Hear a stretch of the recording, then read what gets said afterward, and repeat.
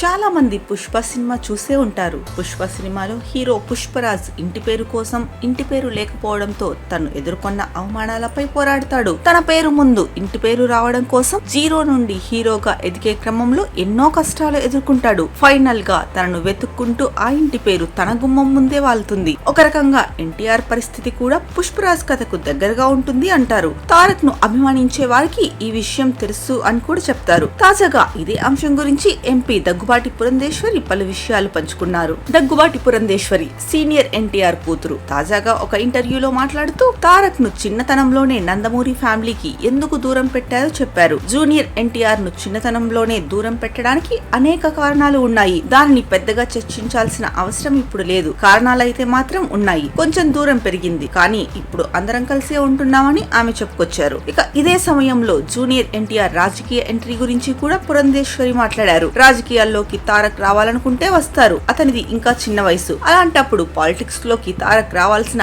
అవసరం ఉందా అనేది మనం ప్రశ్నించుకోవాలి. అయితే రాజకీయాల గురించి తారక్ మనసులో ఏముంది అనేది నాకు తెలియదు. ఈ విషయం గురించి ఎప్పుడూ కూడా చర్చించలేదన్నారు. ఇక గతంలో కూడా జూనియర్ ఎన్టీఆర్ గురించి ఆమె మాట్లాడిన సందర్భాలు ఉన్నాయి. తారక్ తన పిల్లలతో రెగ్యులర్ గా టచ్ లో ఉంటాడని పురంధేశ్వరి చెప్పారు. తను నటించిన సినిమా విడుదలైతే తప్పకుండా విజయం సాధించాలని కోరుకుంటారని అన్నారు. తనను జూనియర్ ఎన్టీఆర్ అత్త అని పిలుస్తాడని, తనతో ఎలాంటి ఇబ్బంది లేదని పురంధేశ్వరి పలుమార్లు చెప్పారు.